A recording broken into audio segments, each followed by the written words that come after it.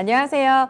주식시장의 내공을 한 단계 업그레이드 시킬 수 있는 이 시간 심화론 강의로 시장 응용력 높여드리고 있습니다. 저희와 함께 접목하고 더 나아갈 수 있는 방법들 같이 고민해 보시죠. 오늘도 함께 하겠습니다. 먼저 함께할 교수부터 소개해드릴게요. 메리츠증권의 이희권 지점장 모셨습니다. 어서 오세요. 네, 안녕하세요.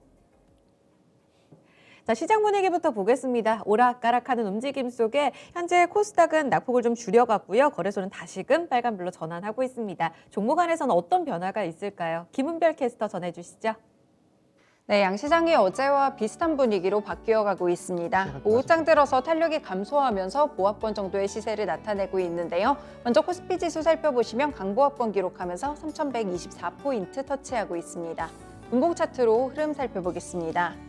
네, 오늘 코스피는 상승 출발했지만 10시 구간을 기점으로 해서 빠르게 탄력이 반납되는 모습인데요. 이후로는 계속해서 보합권 정도의 시세를 보여주고 있습니다. 현재는 그래도 강보합권까지 올라오게 되면서 3,120선은 다시금 돌파를 하고 있습니다. 다음으로는 수급 보겠습니다.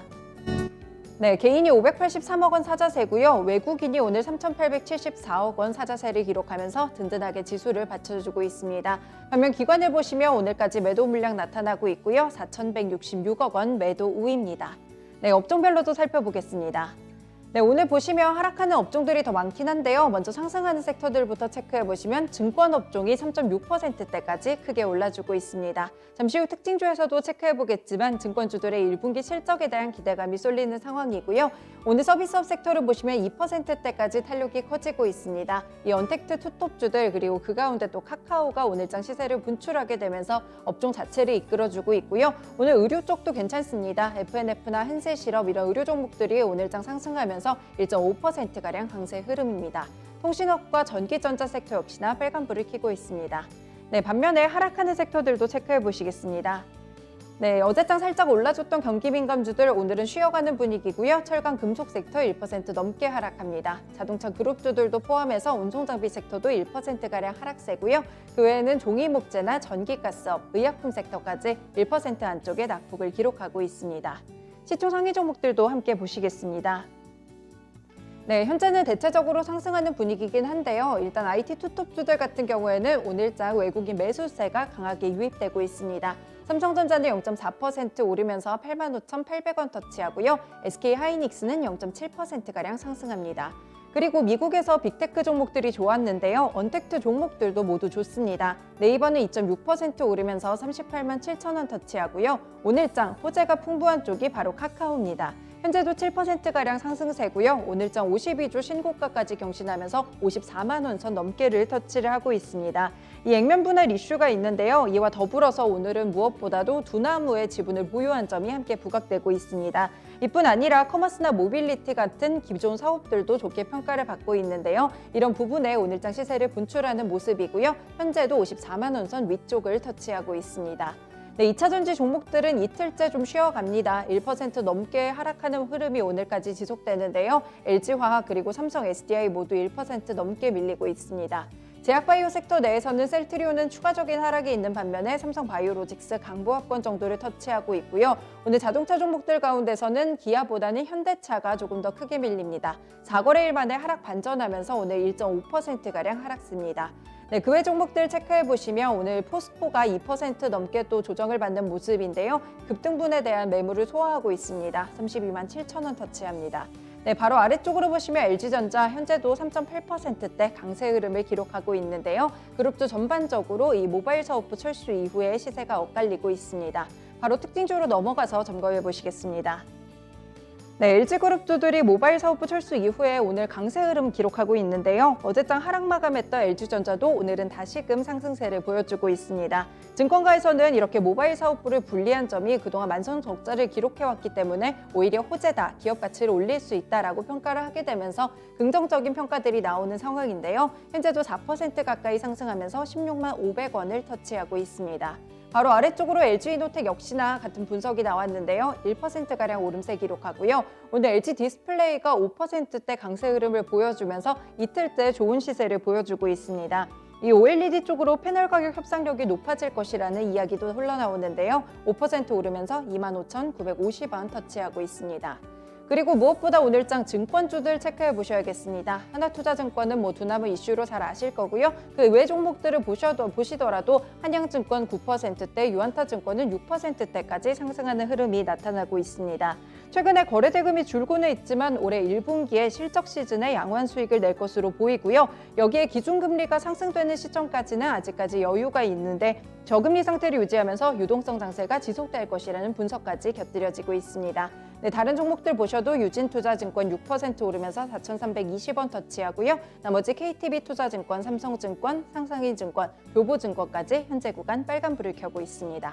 다음으로 코스닥 시장 가보겠습니다.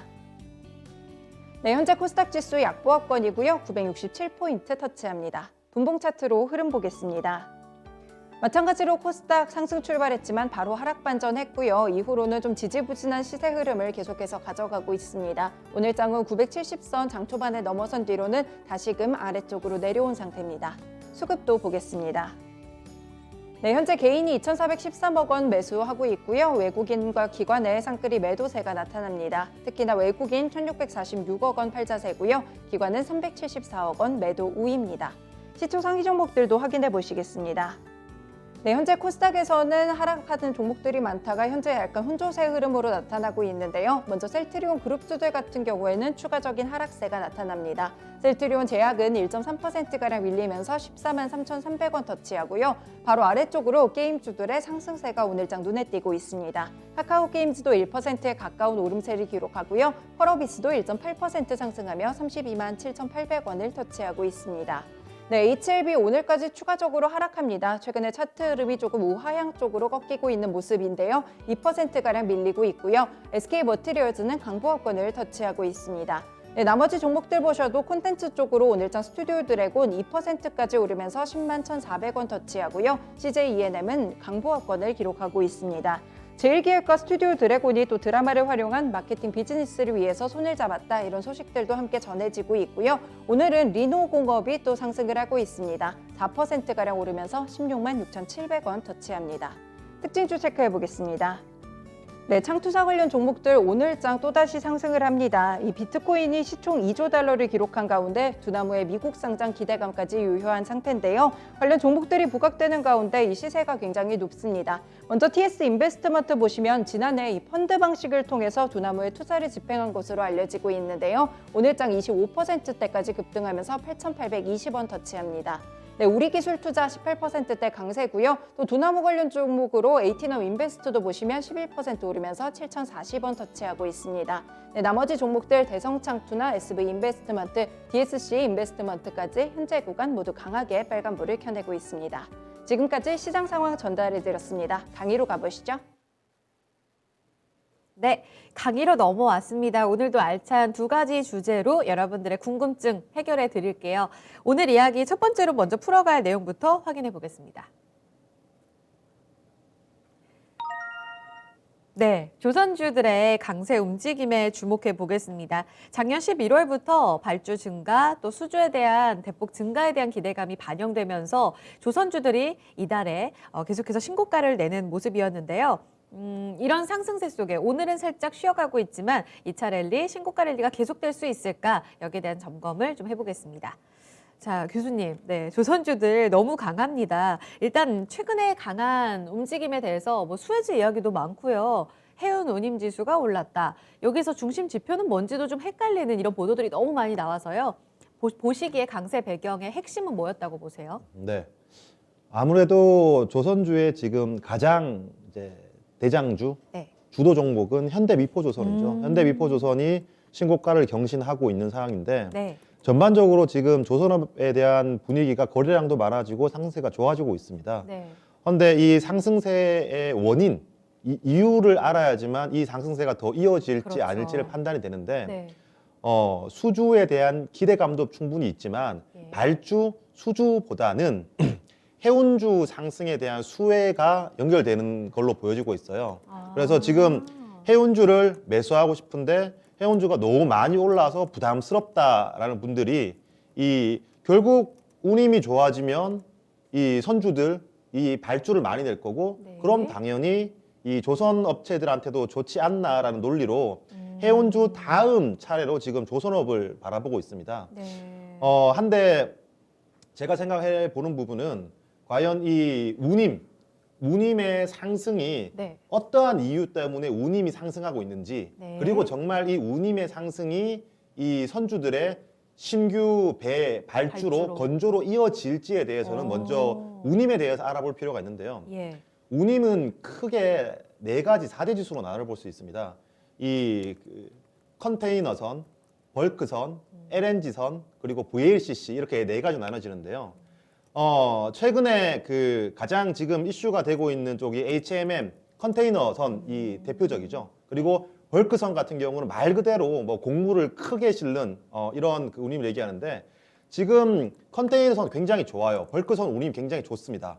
하지만 LNG선과 VLCC선 같은 경우에는 별로 안 좋은 상황이거든요. 네. 일단 벌크선 같은 경우에는 지금도 나쁘지 않지만 하반기에 더 좋아질 그 전망이기 때문에 충분히 벌크선은 향후에 운임이 증가될 것이다라고 바라볼 수 있습니다. 지금도 좋고요. 지금 네, 사실 네. 우리가 보는 지표가 벌크선의 경우에는 BDI가 맞나요? 이거 네, 계속해서 네, 그렇죠. 오르는 게 맞죠? 네. 그리고 컨테이너선이랑 완전 같다고 볼 수는 없는데, 네. 근데 이 운임들이 네. 유기적으로 움직이지가 않아요. 그래서 우리가 생각으로는 하나가 오르면 따라 오를 거다 네. 이렇게 생각하는데 전혀 유기적이지가 않습니다. 다 그래요. 틀려요. 네. 왜냐하면 말 그대로 컨테이너선 같은 경우에는 컨테이너에 실는 거고요. 네, 네. 벌크 같은 경우에는 곡물 등 이렇게 한 번에 퍼서 나르는 거고, 이 두 개가 비슷하다고 하지만 네. LNG선 같은 경우는 말 그대로 LNG만 옮기는, 그리고 VLCC 같은 경우에는 베리 라지 크루드 오일 캐리어라고 초대형 원유 운반선이거든요.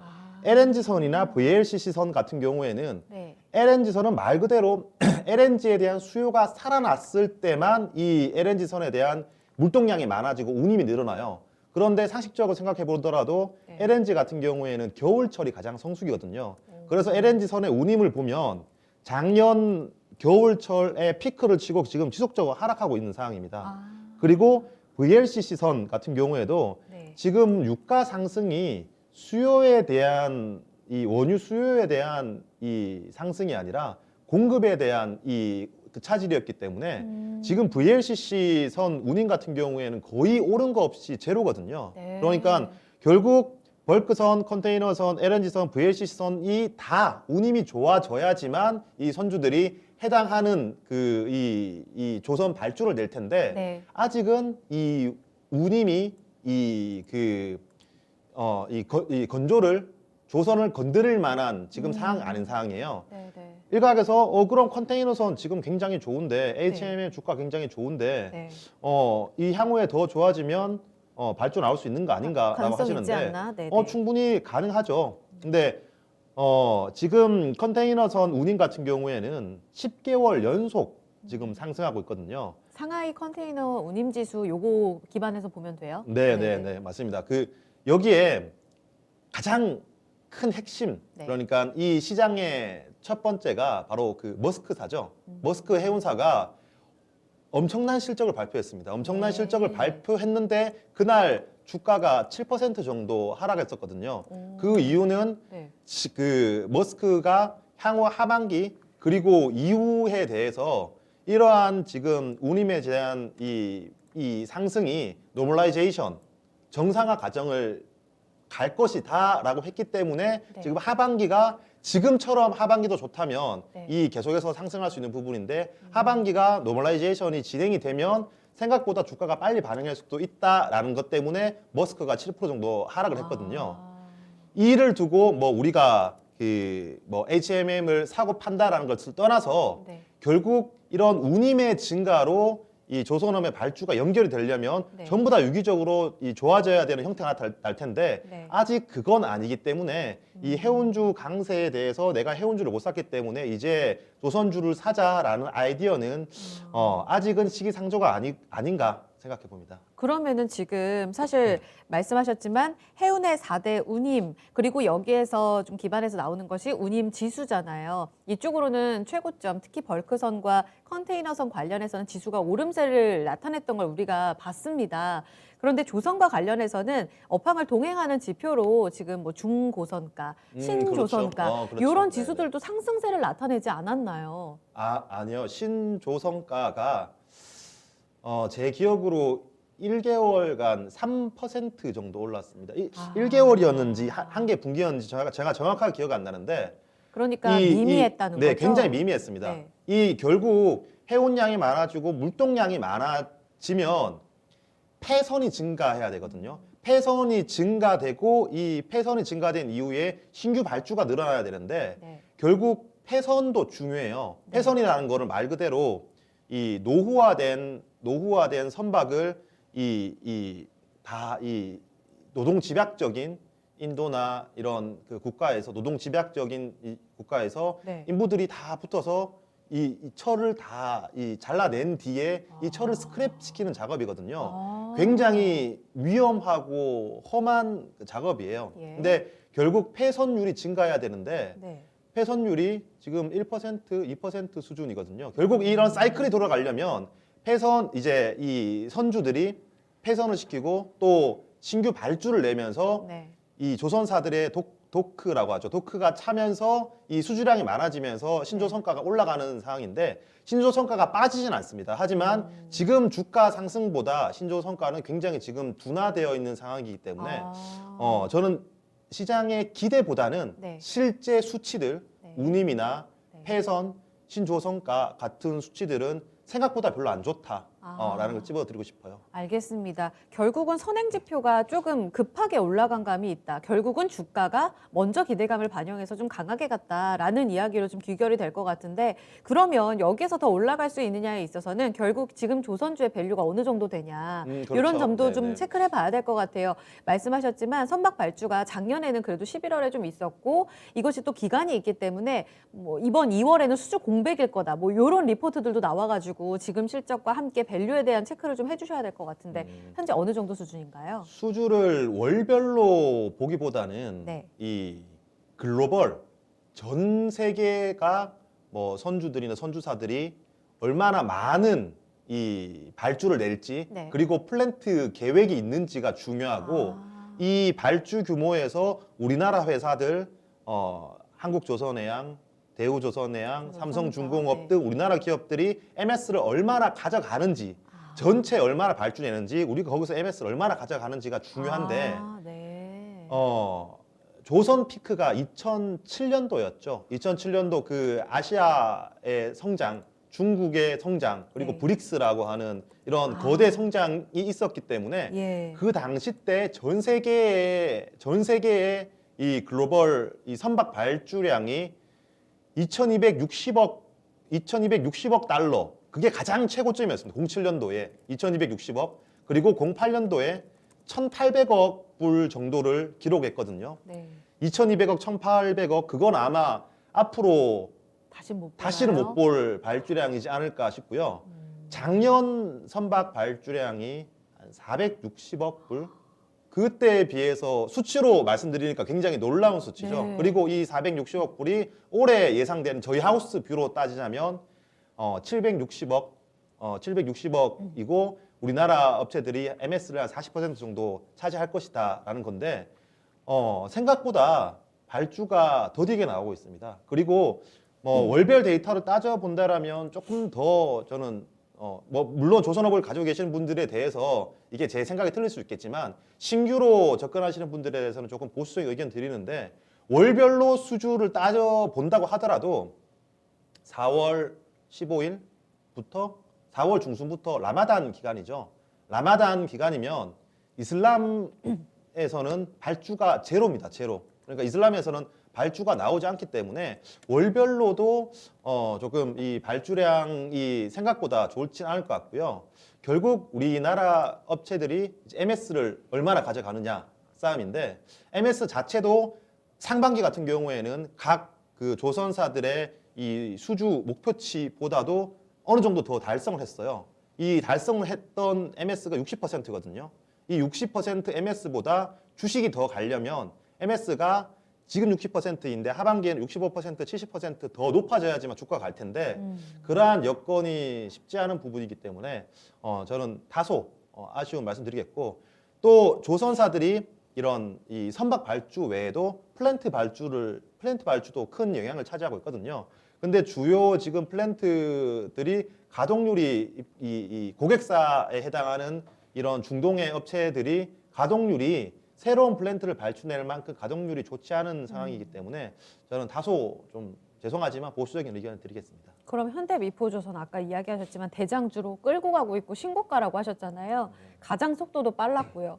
지금 밸류 한 몇 배 정도 받고 있다고 보시는지요? 그 제가 틀릴 수 있겠지만 성장주를 볼 때는 PER 밸류에이션은 중요합니다. 네. 그리고 초성장주, 지금 당장 이익은 안 나지만 향후 10년, 15년 뒤에 먹거리, 뭐 테슬라나 로블록스, 쿠팡 이런 업체들은 PSR을 적용하기도 하죠. 그리고 작년에는 PDR의 얘기까지 나오고 있습니다. 성장주에 대해서는 분명히 어닝의 지표에 대해서 삼아야 되고, 다만 가치주, 시크리컬 그리고 경기민감주 같은 경우에는 PER 지표가 아닌 PBR 지표로 봐야 되거든요. 왜냐하면 지금 조선 업체들이 올해 뭐 적자, 흑자 왔다 갔다 하기 때문에 PER도 크게 의미가 없는 상황이고 결국 PBR 지표로 보셔야 되는데 자산 대비. 네, 그렇죠. 네. 뭐 PBR에 대해서는 뭐 지금 심화론이기 때문에 제가 말씀드릴 필요는 없을 것 같고 결국 조선 업체들은 PBR 1배 선을 근 8년 동안 한 번도 뛰어넘지 못했어요.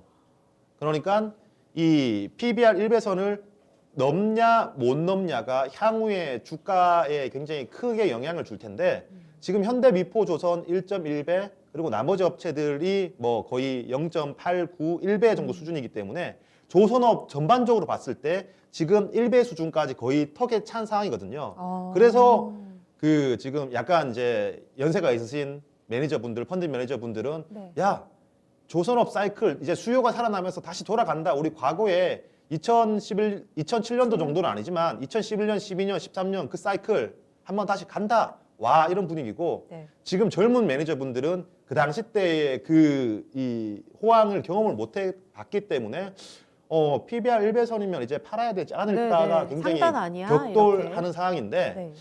저도 이 수주량을 봤을 때 PBR 1배선에서 사서 더 추가적인 상승이 과연 있을까? 이를 확인하기 위해서는 시장 생각했던 것보다 더욱더 높은 이 발주량이나 또는 더욱더 높은 MS 아니면 약간 정지되어 있었던 플랜트의 발주가 재개되는 이벤트가 아니면 네. PBR 1배가 상당히 큰 벽으로 작용할 것 같다 생각됩니다. 알겠습니다. 결국은 조금 보수적으로 봐야 될 수준까지 왔다. 이렇게 좀 정리할 수 있을 것 같아요. 그러면 조선주 지금 자리에서는 플랜트 발주, 선박의 추가적인 발주와 관련해서 또 여기서 상황이 바뀌지 않는다면 지금이 사실 상단이라 이렇게 봐야 된다는 말씀이신 것 같아요. 네. 전략을 주셨을 때 지금 거의 다 보수적으로 볼까요, 그러면? 네. 제가 아무래도 저는 차트보다는 숫자로 말씀드리기 때문에 이 숫자 위주로 말씀드릴게요. 2007년도, 2008년도 2260억, 2800억 그때 발주가 날 때 조선사들의 PBR이 2.5배였습니다. 몇몇 조선사들은 30배, 40배 상승을 했었고요. 그리고 그 이후에 한 번 더 랠리가 있었던 게 리만 브라더스 파산 이후에 아마 11년, 12년, 13년도에 차화정 거의 끝단에 아마 조선사들이 랠리가 있었을 텐데 그 당시 때 PBR이 1.5배였나요? 1.3배, 1.5배 수준이었거든요. 한국조선해양이 50만 원대를 갖고. 네. 와, 그때가 대단하네요. 쌍봉을 기록한 이후에 계속해서 하락했는데 네. 그 이후부터 1배를 넘어선 적이 한 번도 없었거든요. 근데 2007년도에 2664억이네요. 그리고 2008년도에 1800억, 그리고 2011년도, 12년도에 연간 1100억 수준이었는데 올해 예상되는 이 글로벌 발주량이 저희하우스 기준으로 690억 수준이니까 네. 이 PBR 1배선을 뛰어넘으려면 적어도 2011년, 13년 정도의 이 발주량은 나와야 되는데 그게 사실 이런 운임을 봤을 때 그리고 수요를 봤을 때 조금은 어려운 게 아닌가. 그리고 굉장히 기대했던 게 IMO 2020이거든요. 아, 네. 저도 굉장히 기대했어요. 네. 이 IMO 2020 때문에 친환경 배로 네. 바뀐다. 그렇죠. 그죠? 네. 친환경 배로 바꾸거나 네. 또는 스크러버를 설치하거나 또는 저유황유를 쓰거나 이 세 가지 중에 하나였거든요. 네. 근데 지금 이 저유황유와 고유황유의 스프레드, 그러니까 이 스프레드 가격 스프레드가 계속 미미해요. 이거는 저유황률 쓰든 고유황률 쓰든 별로 수요가 안 살아나고 있다는 거고요. 이 스크러버를 설치한 이 배에 대해서도 프리미엄이 붙지 않고 있는 상황이고 우리가 기대했던 이런 친환경 선에 대한 발주가 안 나타나고 있기 때문에 정말 2020 전에는 기대감이 있었지만 막상 열어보니 선주들이 이 발주를 아직까지는 서로 눈치 보고 있다는 거기 때문에 죄송하지만 예, 보수적인 의견 드리겠습니다. 알겠습니다. 추가적으로 올해 볼 때 더 들고 가실 때 봐야 될 글로벌 선박 발주가 이제 운임지수 상승에 있어서 폭발적으로 늘어나고 있다거나 이런 환경이 달라지지 않는 이상 지금 자리에서는 기대감이 한껏 올라온 그러니까 한껏 반영된 그런 주가라는 점을 한 번 더 체크를 해보셔야 될 것 같아요. 그래서 이 자리에서 혹시라도 조정받을 때 들어가야지 하셨던 분들이라면 한 번 더 이 상황을 좀 체크하시고 좀 보수적인 전략을 참고해 보시는 게 더 필요할 것 같습니다. 들고 계신 분들에 한해서도 조선주에 대해서는 좀 보수적인 신중한 투자 판단 좀 유의하셔라라는 말씀 드리도록 할게요. 전체적인 조선주를 둘러싼 환경들 그리고 전략까지 체크해 드렸습니다. 첫 번째 강의 주제 마무리 짓고요. 다음 주제로 넘어가겠습니다. 네, 두 번째 주제입니다. 바이든 미국 대통령의 반도체 투자, 그 낙수 효과를 누릴 국내 반도체주는 과연 누굴까? 네, 바이든발 그러니까 인프라 투자 이제 부양책과 관련된 내용들이 발표가 되자마자 다시 한번 확실히 돌아선 쪽이 IT 쪽입니다. 강한 상승 움직임을 나타내고 있고 내일은 또 삼성전자의 실적 발표를 앞두고 있는 상황이죠. 여러 가지 이벤트 속에서 이제 12일에는 삼성전자 이제 바이든 대통령 만나서 이와 관련된 이야기를 또 한다고 하는데요. 그런 초청에 대한 내용들도 이벤트로 좀 점검을 해 보셔야겠습니다. 자, 먼저 첫 번째 질문 드릴게요. 바이든 정부 쪽에서 삼성전자를 초청합니다. 어떤 이야기를 할까? 표면적으로는 반도체 쇼티지 때문에 불렀다라고 하는데 뭐 이면에 다른 이야기들도 있다라는 이야기들도 이제 뉴스 보도를 통해 전해지고 있거든요. 장비주들이 가장 강한 것 같은데 계속 상승세가 이어질까요? 지금 시세 어떻게 좀 점검하고 계세요? 네, 뭐 바이든이 왜 불렀는지, 뭐 뒤에 어떤 정치적인 배경이 있는지, 그리고 미중 무역 분쟁이 어떻게 연결되는지에 대해서는 제가 알 수 없는 부분이고 예상도 안 되는 부분이고 제가 소설을 써야 되는 부분이기 때문에 네. 그것보다는 일단 팩트 위주로 좀 확인해 보겠습니다. 수치와 네. 팩트. 네. 어쨌든 바이든 정부에서 지금 차량용 반도체든 메모리 반도체든 쇼티지가 나고 있기 때문에 예. 이를 이제 생산을 하기 위해서 넉넉하게 생산을 하기 위해서 이 삼성을 초대하는 건 맞죠. 네.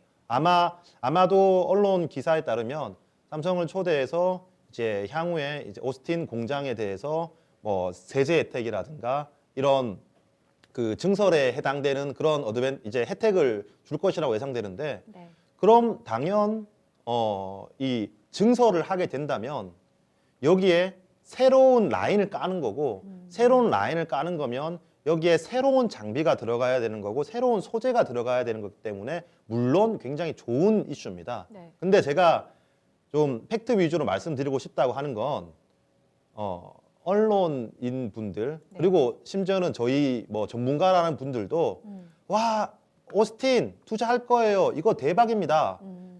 여기 이제 우리나라 반도체 장비주 다 가자예요. 다 이렇게 말씀하시는데 물론 맞는 말이죠. 근데 이 오스틴에 얼마나 투자하는지 네. 그리고 이 투자하는 금액이 이 국내에 있는 팹 대비해서 얼마나 큰지 그리고 이런 실적이 나왔을 때 수주가 언제 나올지 어떤 기업이 수주를 받아갈지 그 수주가 언제 실적으로 연결될지가 굉장히 중요한 사항이잖아요.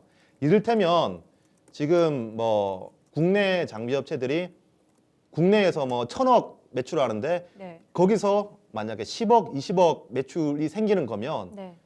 1%, 2% 증액되는 건데 주가가 10%, 15% 올라가 버린 상황에서 이거 매수하세요, 사세요 뭐 이렇게 말씀하시는 분들은 저도 반도체 장비 업종을 굉장히 좋아하지만 너무 이 숫자를 봐야 되는 거다. 쪽에 꿈을 그리시는 거 아닌가라고 생각되고 있고 네. 숫자로 말씀드리자면 네. 국내에 지금 평택 1기 같은 경우에는 네. 웨이퍼 투입량 기준으로 200K 정도, 200K에서 300K 정도 규모예요. 300K 정도 될 겁니다. 평택 1기는 계속 풀가동되고 있어요. 네. 그리고 지금 신규로 투자하는 팹이 평택 2기 팹인데 네. 그게 아마 한 400K 정도 규모가 될 거예요. 네. 그리고 시안 1기, 시안 2기 같은 경우에는 120K, 120K 규모거든요. 네. 그러니까 이런 숫자를 알고 계시고 오스틴 같은 경우에는 신규로 투자하는 부분이 커도 30K 수준이거든요. 오, 규모가 숫자로 봤을 때는 절대적으로 그렇게 크진 않은 상황이기 때문에 이게 분명히 없던 것보다는 낫지만 네. 오스틴이라고 해서 이게 너무 장밋빛 이 기대를 심어주기 때문에 지금 저는 조금 문제라고 보고 있어요. 네네. 그리고 결국 이 국내 장비사들 같은 경우에는 P2 발주가 더 커요. 왜냐하면 이 30K에서 사실 국내 장비사들 같은 경우에는 PSK 정도만 들어갈 수 있고 나머지는 소재 정도고 미국 거점으로 있는 어플라이 머티리얼즈나 랩리서치 같은 이 로컬 업체들이 대부분을 차지할 거로 보여지고 있거든요. 그렇기 때문에 국내 업체 같은 경우에는 이 삼성과 하이닉스의 투자 사이클 그리고 투자 규모가 조금 더 중요한데 이 투자의 이 시기를 보면 삼성전자는 상고하저입니다. 네. 그러니까 1분기, 2분기에 투자를 많이 이미 했던 상황이고 네. 테스 같은 종목들 뭐 공시가 한 달 만에 뭐 2달 만에 10개씩 나타나고 그랬거든요. 맞아요. 저희 네. 점검해 주셨죠. 연초에. 제가 뭐 테스, 유진테크, 원익 IPS, PSK 다 노래를 불렀을 때 테스를 제시해 드린 가격이 35,000원이었고 유진테크를 제시해 드린 가격이 45,000원이었습니다. 결국 다 달성을 했거든요. 네. 근데 여기서 더 가려면 네. EPS 곱하기 멀티플인데 이 EPS는 상고하저고 오스틴 발주가 나오려면은 2, 3년은 더 걸리기 때문에 당장 실적에 영향을 주지 않아요. 네. 그러면 EPS는 변함이 없는 예, 거예요. 변함이 없거나 조금 줄어드는데 네. 결국 멀티플을 높여줘야 되는 상황이거든요. 네. 이 멀티플을 높여주려면 네. 결국 업황, 발주 또는 이제 개별 이 개별적인 이슈가 중요한데 네. 그거에 대해서 만약에 업황이 정말 좋아진다. 네. 업황이 정말 좋아지면 멀티플을 더 줄 수 있죠. 네. 근데 반도체 업황이 엄청 좋아질 거라고 반도체 장비를 이렇게 올라왔는데 사는 것보다 업황이 좋아질 거면 저는 전자닉스가 오히려 더 유리하지 않나 의견 드리기 때문에 저는 작년에 이 전자닉스, 삼성전자 하이닉스 소부장이 메인 콜이었더라면 삼성전자 우선주와 함께 지금은 이제 더블 이상씩 난 반도체 장비들을 몇몇 분들이 흥분하면서 이야기하기 시작할 때 조금씩 정리를 해서 이 업황을 보고 삼성전자 하이닉스가 조금 더 리스크 대비해서 유리하지 않을까라는 게 제 결론입니다. 오늘 굉장히 예리하게 중요한 포인트들을 많이 짚어주시는 것 같아요. 사실 이번 주에 흥분하신 분들 많으실 거거든요. 말씀하셨지만 유진테크 5만 원을 돌파했고요. PSK 같은 경우에도 리포트 나오면서 급등하는 모습 나타났습니다. 오늘은 신고가 이후에 44,000원에서 보합권 등락을 나타내고 있습니다. 테스 같은 경우에도 워낙 좋았고요. 하지만 워낙 이쪽이 오스틴의 투자와 함께 올라갈 거다라는 이야기만 들었을 때는 충분히 지금 자리도 내가 늦지 않을 거라는 이런 기대감을 형성하게 만들거든요. 결국 그러면 이들 종목들 장비 따는 지금 파는 게 맞다는 말씀이세요? 전략 어떻게 세워야 돼요? 이건 사실 답은 없죠. 답은 없는데 이 성향의 차이라고 볼 수 있습니다. 이 보통 숫자를 보는 저 같은 숫자를 보는 사람들은 쌀 때 사서 이 그 숫자가 충분히 반영되었을 때 넘겨주는데 네. 어떤 사람들한테 넘겨주냐면 이 추세를 보고 기술적으로 멀티플을 보시는 분들한테 네네. 주식을 넘겨주는 상황이에요. 그래서 보통 차트를 보시거나 이런 추세를 보시는 분들은 바닥권에서 굉장히 거래량이 없고 재미없을 때 그때는 이제 잘 매수는 안 하거든요. 네네. 분명 이 반도체 장비가 오스틴 갔을 때 더 큰 이슈가 나오면 더 큰 새로운 이슈가 나오면 더 갈 수 있겠죠. 네. 하지만 이건 이 뉴스에 대한 멀티플에 대한 약간 이런 내가 예상할 수 없는 테마적인 접근인 거고 맞습니다. 제가 작년에 콜했던 건 네. 수주 나올 것 대비해서 네. 너무 주가가 저평가되어 있기 네. 때문에 숫자 콜이었던 거니까 네. 뭐가 맞고 틀리다가 아니라 성향의 차이인 것 같아요. 네네. 제가 그때 드렸던 숫자 콜은 이미 다 달성을 반영이 되고 있는 했고 구간이다. 수주가 나왔고 아. 그리고 이 수주가 상반기는가 메인이고 하반기가 줄어들 거예요. 그리고 다시 내년 상반기에 대한 수주가 가시화될 때 또는 내년 상반기에 대해서 삼성전자나 하이닉스가 캐펙스 계획을 세울 때쯤이면 다시 기대감을 모을 수 있겠는데 보통 삼성전자가 10월 달에 내년 캐펙스 계획을 세우거든요. 아, 네. 아직까지 남은 상황에서 네. 정말 중요한 건 업황이 계속 좋아지면 네. 삼성전자나 하이닉스나 생각했던 캐펙스보다 더 투자를 해야 되기 때문에 함께 반도체 장비는 좋아질 수밖에 없습니다. 네. 근데 그거를 본다라면 저는 오히려 또 삼성전자지 않을까. 그래서 제가 삼성전자나 현대차는 일단 포트폴리오에 깔고 가자라는 뷰를 드리는 이유 중에 하나가 숫자를 봤을 때 뭐 물론 이 장비주가 단기간에 더 재밌을 수 있어요. 근데 결국 지나고 보니까 반도체 장비주들 제 말이 다 맞았거든요.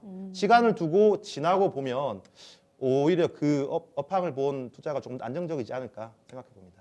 하이닉스는 이제 직고점 다시금 좀 욕심내는 자리까지 올라오고 있습니다. 반면 삼성전자는 너무 지지부진하거든요. 저희가 왜 이렇게 느릴까요에 대한 질문들도 여러 차례 드리긴 했습니다만 이제 내일이 또 실적 발표예요. 삼성전자는 이번에 그럼 바이든 대통령과의 초청 이후에 어떤 이야기가 나올지 모르겠으나 오스틴과 관련된 투자 규모도 밝힐 수가 있겠는데요. 이때를 기점으로 다시 좀 주가 동력을 찾을 수 있다고 보세요? 이 이슈가 아니더라도 결국 방향성은 정해져 있다 생각해요. 제가 이 애플카 말씀드리면서 네. 이 자율주행 모빌리티의 방향성은 정해져 있다. 그렇기 때문에 굳이 현대차가 애플카랑 하지 않더라도 누구랑 간에 짝짓기가 일어날 것이다라고 네. 말씀드렸는데 네네. 구글이랑 계속 이 얘기가 나오고 있죠. 구글뿐만 아니더라도 방향성이 정해져 있다라면 그 거리로 어떻게든 간에 가거든요. 네. 이번에 바이든 정부에서 어떤 얘기를 하냐 이거보다 이제 이 바이든의 이 기업들이 정말 그들이 원하는 그림을 그려가려면 삼성전자가 정말 중요한 위치까지 왔구나. 네. 삼성전자를 테이블에 초대할 만큼 이제 정말 중요한 위치까지 왔구나라는 게 중요한 것 같고 네. 이 결국 실적이죠. 실적이 어떻게 되느냐가 중요한데 네. 이 내일 발표하는 잠정 실적은 이미 지나간 실적이기 때문에 아. 그렇게 크지는 않을 것으로 보입니다. 하지만 네. 중요한 건 2분기, 3분기 실적 넘어가고 2분기, 3분기 이후에 이 디램 메모리에 대한 이 상향 추정치가 네. 생각보다 더 빠르게 올라가고 있기 때문에 저는 저도 굉장히 답답해요. 답답한데 결국은 이길 거라고 보고 있고 예. 최근에 외국인들이 시장을 1조 사면서 삼성전자 하이닉스를 1조 샀거든요. 시장을 산 게 아니라 삼성전자 돌아온 하이닉스를 게 산 겁니다. IT 투톱으로. 과거에 삼성전자 하이닉스를 작년 같은 경우에는 시장을 보고 산 거고 예. 이제 삼성전자 하이닉스와 현대차를 종목으로 보고 살 때가 저는 충분히 온다고 생각돼요. 그리고 한 가지 더 마지막으로 네. 이게 업황은 굉장히 좋아요. 업황은 좋은데 수급적으로 굉장히 꼬여 있는데 네. 일각에서 공매도 재개되면 더 안 좋을 거다라고 얘기하는데 예. 저는 삼성전자 하이닉스 입장에서 공매도가 재개되면 오히려 더 좋을 것 같아요. 수급적으로. 왜요? 왜냐하면 네. 이게 이미 삼성전자 하이닉스를 숏 치고 싶으신 분들은 주식 선물로 마음껏 칠 수 있거든요. 주식 개별 선물로 네. 마음껏 칠 수 있기 때문에 이 공매도가 된다고 해서 밑으로 치고 공매도가 안 된다고 해서 안 치고 이런 게 전혀 아닙니다. 그리고 롱숏 펀드 이게 공매도가 제기가 되면 롱숏 펀드가 다시 한 번 더 규모가 커지거든요. 네. 롱숏 펀드 일부 매니저들이랑 얘기를 해보면 이렇게 해요. 굉장히 위험한데 네. 이 공매도 그러니까 주식을 빌려서 네. 팔아버리죠.